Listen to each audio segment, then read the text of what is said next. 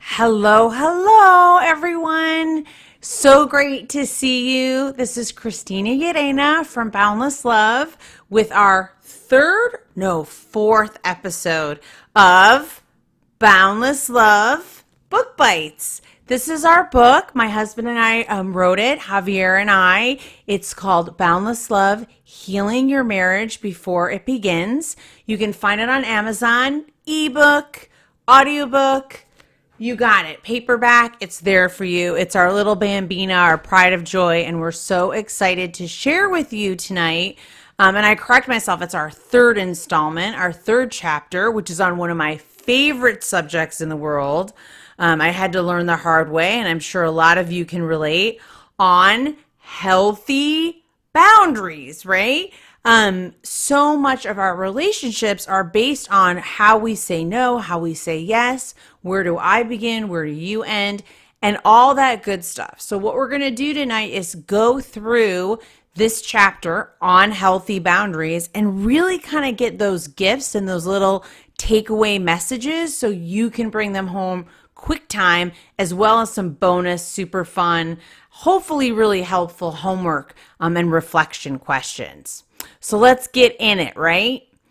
Healthy boundaries, first off, I think it's so key to acknowledge how you were perhaps socialized or the messages that you got growing up around, I call it, and I'm sure you've heard of it called this way before, is the disease to please, seeking approval from other people, looking outside of yourself for value, right? And really not understanding that you approve of yourself, but also that you're a child of God, right? So you're living for that praise, you're living for that approval through other people.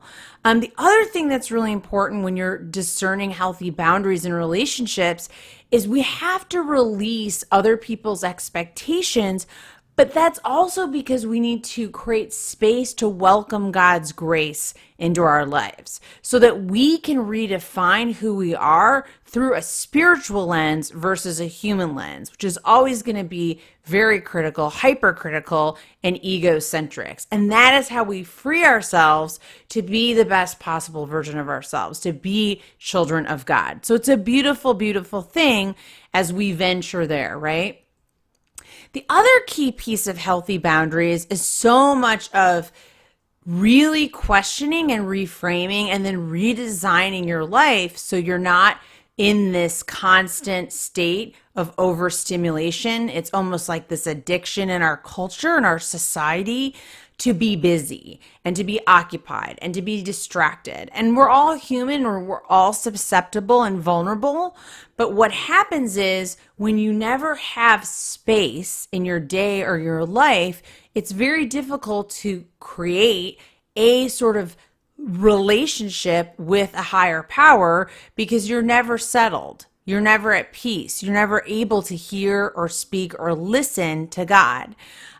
This is really key right now during the pandemic. So much of our lives have slowed down and we have more of an opportunity, which is beautiful, but it's something that we'll always have to look at, right? If we're going to have healthy boundaries, we really want to make sure, are we living at a healthy pace that's managing ourselves so that we can check in really and see where we stand with ourselves in any given moment.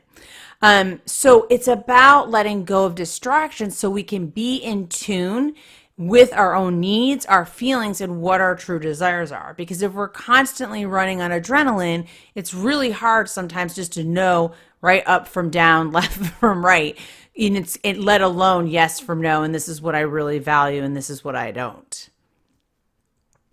The next lovely takeaway is so important when you're looking at your healthy boundaries in relationships is really digging into self-care. And self-care, nurturing yourself, giving yourself, I love it, like as a parent, right, we learn about giving your kids a timeout. It's giving yourself a timeout, meaning a break, right? And a space or an opportunity to cool down, right? To reflect, to rejuvenate, to rest.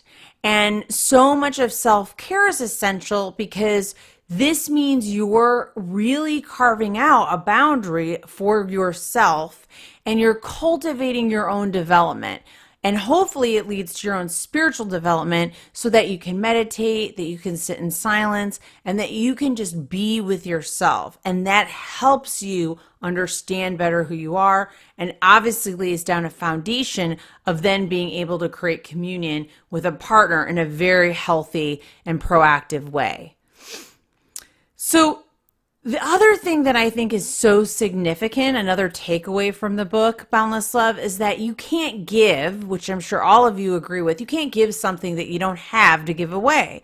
So if you don't give to yourself, if you don't love yourself up, you don't have much love to give. So if you don't know what your no is, what you don't agree with, or you don't find, something that you will not accept, how can you then potentially say, I agree with something, or that's a yes? There's not really a true or conscious consent. So this is really important because it's tested in relationships, because you have two individuals, and it comes up in dating, and it's refined over and over again in marriage, right? There's ups and downs, there's different phases and shifts.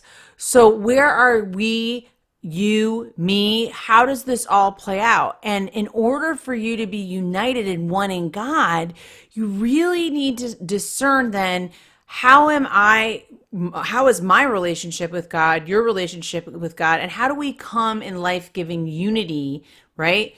In communion with one another, because that's not about being codependent, right? That's not about being one person. It means two individuals with God joined in unity. So again, there's a whole kind of trifecta there at play in terms of boundaries. And it can be really, really beautiful the more you discern and discuss that with your partner. The quote that I wanted to share with you tonight, I love this quote, is by Anna Taylor, and it says, "Love yourself enough to set boundaries. Your time and energy are precious. You get to choose how you use them," right? So you teach people how they are going to treat you by deciding what you will and won't accept, right?